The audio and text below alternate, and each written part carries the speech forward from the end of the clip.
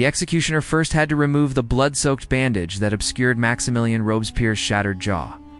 Robespierre, once the architect of the Reign of Terror and the voice that had sent thousands to the guillotine, including kings, queens, and fellow revolutionaries, was about to confront the harrowing reality that his victims had experienced. His jaw was broken, and the only thing holding his face together was a blood-stained bandage, but it impeded his demise. In the next 30 seconds, a sound would pierce the air, one that eyewitnesses would carry with them for the rest of their lives. Robespierre's background was not that of a ruthless warlord or a dictator who had seized power through military might. He was a lawyer known as the Incorruptible, a man who had initially opposed the death penalty even before the revolution erupted. Yet, in just a few years, he had become a central figure in a grim machine that took the lives of over 20,000 individuals in less than a year. By the summer of 1794, the question haunting Paris was no longer if the terror would end, but whether any of its participants would survive long enough to witness its conclusion. As of July 1794, revolutionary tribunals had processed more than 200,000 suspects, causing Parisian prisons to overflow with nearly 8,000 individuals anxiously awaiting their fates. The month of June alone saw 1,300 executions, an average of 40 lives extinguished each day.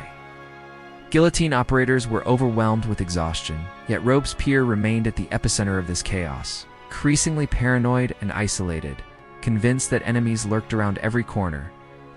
This paranoia was not unfounded. Conspiracy against him was brewing, and in just 48 hours, this orchestrator of political death would himself become an execution target. To grasp the unfolding events, we must understand the atmosphere in France during June 1794. The revolution was just 5 years old, with the monarchy having been dismantled. Louis XVI had been dead for 18 months, followed by his wife, Marie Antoinette. France was embroiled in conflict with numerous European powers, including Austria, Prussia, Britain, Spain, and the Dutch Republic. Internally, distrust and suspicion were the order of the day. Survival meant eliminating anyone who could potentially be disloyal. Then came the Law of 22 Prairial, enacted on June 10, 1794. This legislation stripped away the scant legal protections available to suspects, eliminating defense attorneys and witnesses, while expanding the definition of enemies of the people. Although officially proposed by a fellow revolutionary, everyone recognized that Robespierre had been its staunch advocate. The law swelled prison numbers and reduced trials to mere fleeting formalities. Paradoxically, even as the enforcement of this law escalated, Robespierre began to withdraw from the very center of power. Between mid-June and late July, Robespierre made few public appearances, neglecting his responsibilities on the Committee of Public Safety, the 12-member body that effectively governed France, and skipping critical meetings of the National Convention. His health suffered in the wake of 2 assassination attempts in May, heightening his anxiety further. His absence, however, created a vacuum that his opponents eagerly filled. The men who plotted against him were hardly heroic figures. They were stained by their own complicity in the bloodshed. Jean-Lambert Tallien, once a supporter of Robespierre's, was now driven by a desire to rescue his lover, Teresia Cabarrus, who was imprisoned and facing execution. Joseph Foch, a political survivor with a history of involvement in atrocities that even other revolutionaries condemned, collaborated with others who despised Robespierre's dominance, men like Ballade Varon and Collot d'Herbois, who recognized that they had either to destroy him or risk being destroyed themselves. Paul Barras, a military figure skilled in maneuvering power, also joined the rebellion against Robespierre. Robespierre ultimately sealed his own fate with a monumental blunder. On July 26, 8 Thermidor returned to the convention and delivered a 2-hour speech that, although impassioned and intellectually stirring, veered towards the reckless.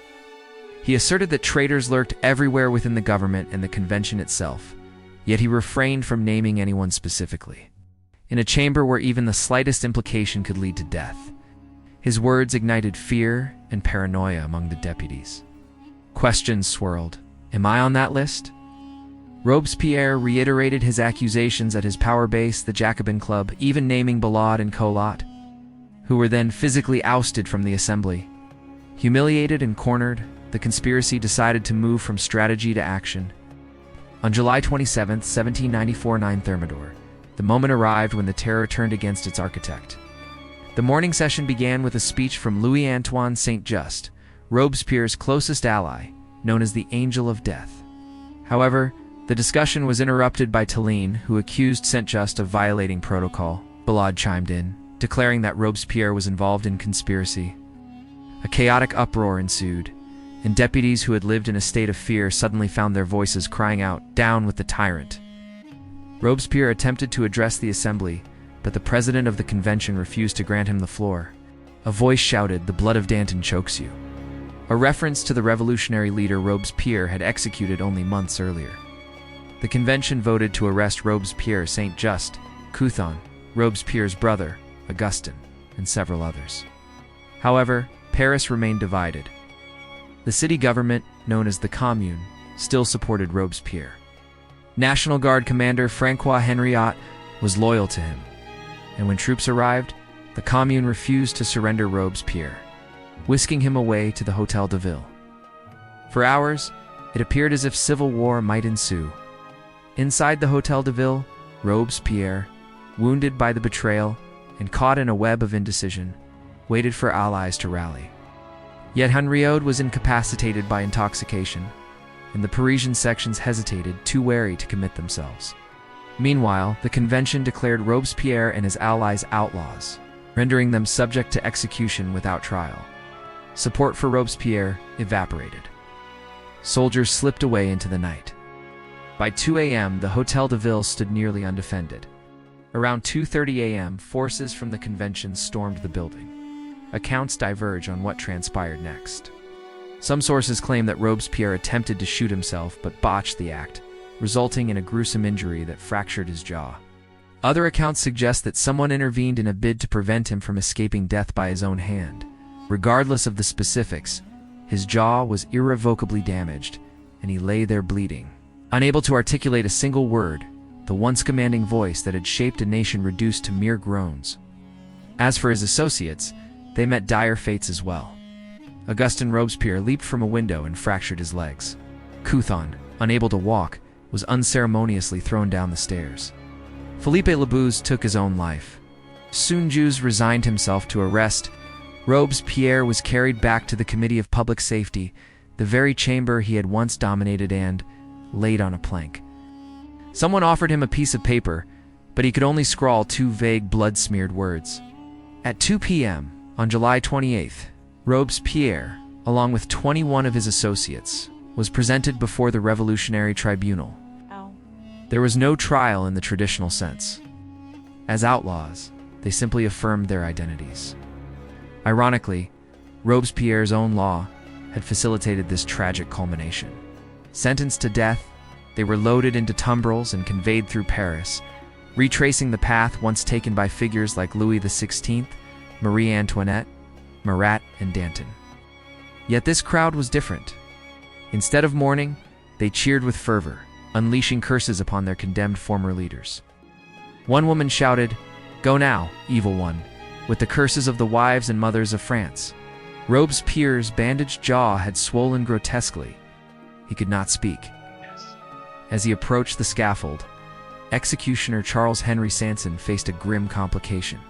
The bandage had to be removed. He leaned down and tore it away. The pain must have been indescribable. Witnesses remarked on a horrifying scream, an anguished cry, unlike anything they had ever heard, akin to the raw wail of an injured animal. The guillotine's blade then fell, and the crowd erupted into a frenzied roar that lasted for 10 long minutes. That afternoon, 22 men lost their lives on the scaffold, but only one held profound significance. In the days that followed, more than 100 Jacobins faced execution in what became known as the White Terror. The tide of killing slowed, and France staggered into a new chapter. The Committee of Public Safety weakened, prisons emptied, and the tribunal was ultimately disbanded, paving the way for a corrupt regime known as the Directory. Within 5 years, a Corsican artillery officer named Napoleon Bonaparte would rise to power, supplanting them all. It is essential to recognize that those who orchestrated Robespierre's downfall were not moderates or champions of humanitarian ideals. Fouch had overseen mass drownings in Nantes. Collot and Ballade were responsible for brutal mass executions in Lyon. Tilly had also condemned hundreds to their deaths. Their motives had little to do with the well-being of France. They acted primarily out of self-preservation. Ironically, many of them would later face exile or disgrace despite their efforts. Robespierre met his end in the very manner he had orchestrated for countless others, without trial.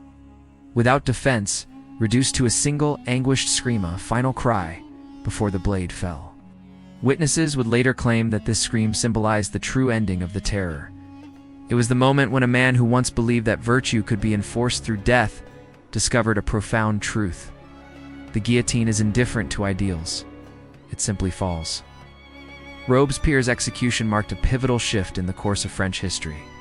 Yet only 4 months earlier, when Georges Danton ascended those same steps to his own fate, the revolution exposed its ravenous nature in consuming its own. This narrative reveals an even darker reality, that in the relentless struggle to protect the Republic, no one, not even the Incorruptible, was immune from the very machinery he had created. Subscribe to our channel and press the bell icon to support our work and never miss an upload. Like this video, drop a comment and share it with others to show your support and help us grow this historical community.